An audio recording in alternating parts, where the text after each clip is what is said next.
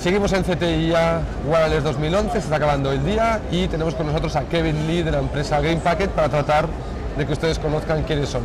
Kevin, welcome to Televisión TV. Thank you very much. So tell us who Greenpacket is so the audience can understand who you guys are. All right. So Greenpacket is a public listed company in Malaysia. All right.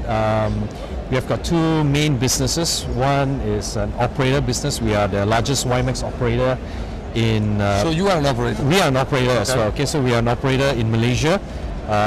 We have got... and also actually we are probably the largest operator around the Asia Pacific region by way of subscribers, right? When it comes to WiMAX? When it comes to WiMAX, okay. All right, so we are a WiMAX operator. The other portion of the business for Greenpacket is that we are a solutions company, right? Okay. So we sell software, technology solutions and WiMAX CPEs around the world. Okay. Including Latin America? Including Latin America. So I run the business, the solutions portion of the business. Okay, in a show like this one where everybody talks about LTE and few people talk anymore about WiMAX, it used to be the opposite. 3 or 4 years ago everybody talked about WiMAX, nobody talked about LTE. So tell us, how do you manage to have a viable business model when everybody says scale matters and you need to have a technology that is really scalable, and we see that WiMAX is not growing as fast as we thought. So tell us, right, what's the procedure? Yeah. Actually, on the contrary, we do a lot of business with a lot of emerging countries in WiMAX. Mm-hmm. So we do sell a lot of our CPEs, to a lot of countries in the emerging markets. All right. So you see a lot of deals that we have signed. Actually, also in the Caribbean islands, in Africa, and in many parts of Asia Pacific, right? So where the emerging markets are. So I would say that WiMAX it really is not dead, right? A lot of despite emerging the fact markets, that people don't talk about that much. Exactly, okay. Despite the fact. On the software solutions, we do cater for for WiMAX, for LTE, for 3G, for Wi-Fi, and so on and so forth, right? So on the if you like the software solution part, we actually cater for all the access networks. Only on the device side, we do sell CPEs. Yeah. So your software would even apply for an LTE operator? Yes, it will. Today we already do a lot of work with 3G operators today. Okay. Yes. Around the world? Around the world. Okay, we've seen some operators going from WiMAX or considering going from WiMAX to LTE. Right. Now especially that the LTE cam is preparing the TDD environment, which is more suitable for perhaps for WiMAX operators. Right. Right. Has it crossed your mind to switch? And if so, why? And if not, why not? Right. If you're asking from the operator perspective, yes, certainly we are looking. We have the spectrum to run LTE like in Malaysia. In Russia, for example. Exactly. Okay. Right. So we will probably be looking from an operator perspective, sometime, end of the year or next year, and but definitely looking into LTE as a strategy. Okay. Right.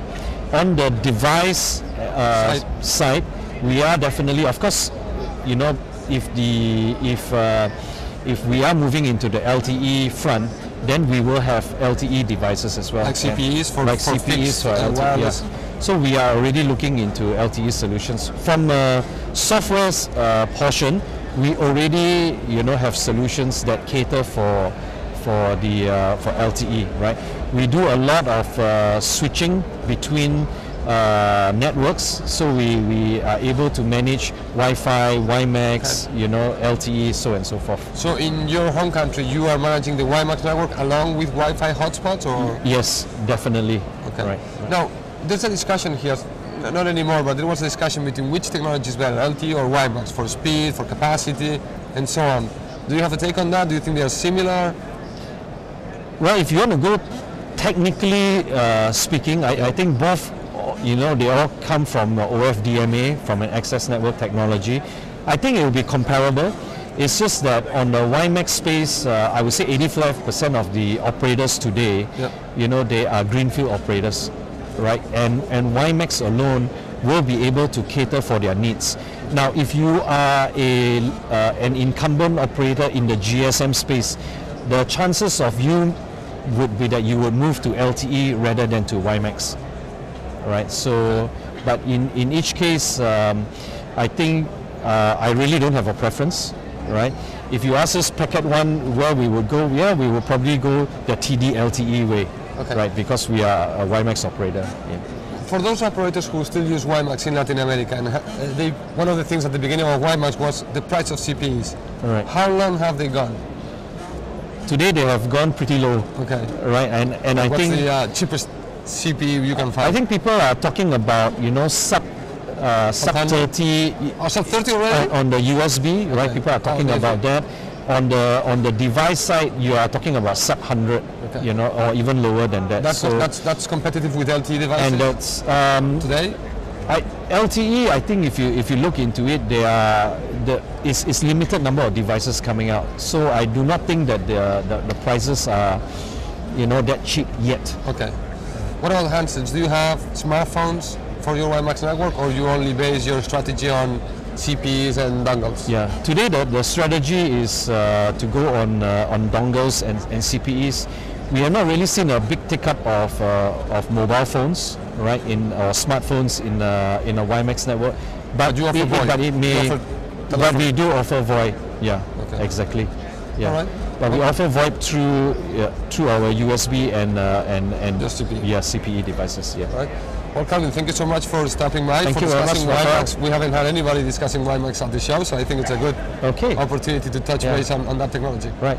Thank you very much. Appreciate that time. Good.